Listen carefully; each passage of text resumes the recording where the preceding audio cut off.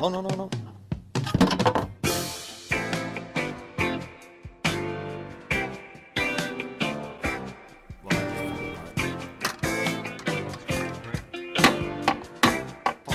Fuck you.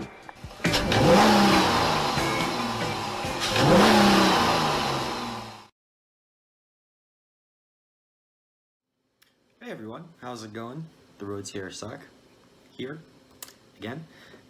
And today, this is going to be a really quick video, but if you look at these keys, you will notice that the buttons are kind of faded out. Try to bring that closer for you to see. It looks a little bit AIDS-y. And some people, I guess, don't really know what to do with this, and I don't blame them because it seems to be like one whole assembly and stuff. But this key once had a thing detach from the circuit, and people were basically saying, you know, thank you so much for helping me out, you know, it saved me like $300 on having to get a new key from the dealer, blah blah blah. So today I'm just going to be replacing this rubber button pad, and I'll be showing you how, and this is going to be pretty simple. On the off chance somebody actually wants to know if such a thing could be done or how to do it, so I'll just get right to it. So this is the key. As you see, it is very key-like, and this is the rubber button pad. It's just the rubber button pad, and you can get this for something like, I don't know, $5 or $6 from Amazon. The manufacturer calls this keyless option replacement keyless entry remote ignition key rubber button pad repair fix. I am not even messing around with you, all of that. So if you search that, or I guess if you just search rubber button pad, that will come up. But anyways, I'm just going to move the camera down now so that you guys can see what I'm doing. That should be okay. Okay, so let's begin. Lay your key down. To open up these keys, it's really simple. You just need one screw. So you grab a screwdriver and you make sure it fits before you do anything. This one's too small. Now, I don't know how they are all like, but in my particular case, these screws seem to be a bit soft, so you have to press down on it, make sure you don't strip the screw. So pick the perfect size screwdriver, press down firmly, and start unscrewing it slowly so that it doesn't slip in there, because if it does, that's going to be a whole lot more painful potentially down the road. We unscrew the screw, set it aside so we don't lose it. Now we've unscrewed that one screw, so all we have to do is kind of just pry this case open gently. I don't have fingernails, so this part will take a little bit of time, but we will get it. Promise. Okay.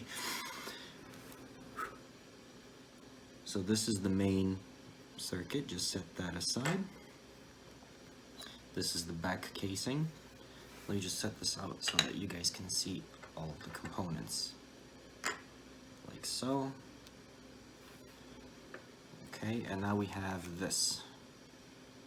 So what we will do here is we will just poke this out.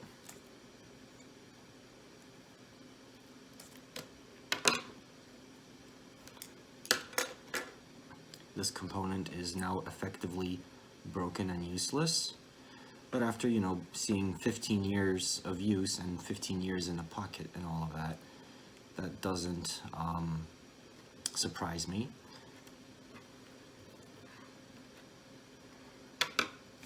Now we take this new one.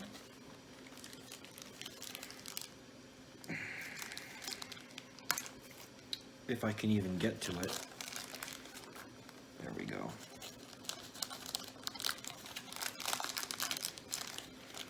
Here it is.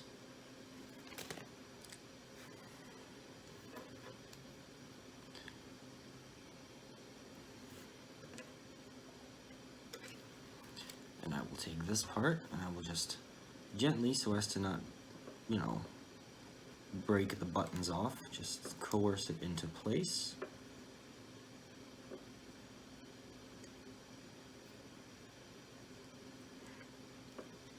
Sit that down flush, sure it's nice and good.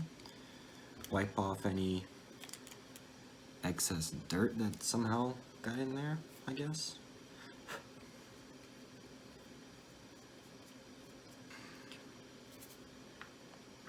Now, grab the circuit.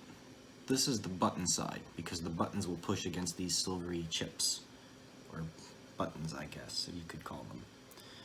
And it's actually pretty simple, because this circuit has one, two,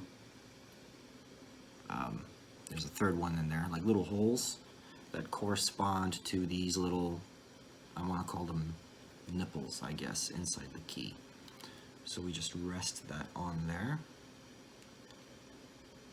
like so. Yeah, there you go. You'll see what I'm talking about. There's one, two, and then over here under the bracket there's a third one. Put that on there. Then grab the back.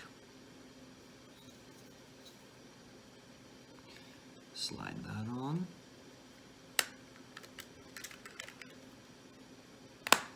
Just sort of reassemble it. Press it down all around the edges, make sure it's all nice and even. Grab the screw, put it in, and now get the screwdriver and put the screw back in place. Of course, again, being careful not to strip the screw. So, you know, screw, be firm, pressing down, and be gentle turning it in. Some resistance in there, come on, get in there.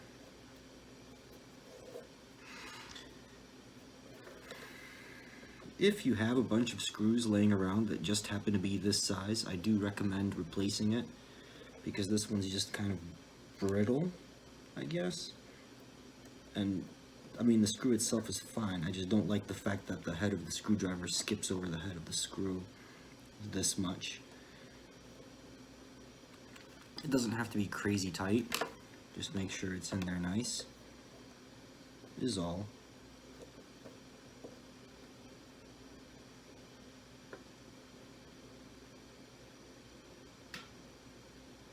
I would call that good enough.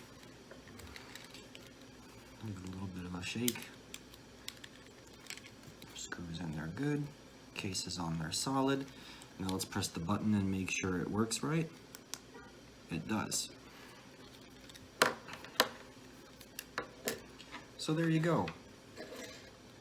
A little bit of a key restoration there. Thank you so much for watching. I hope you enjoyed the video. See you next time.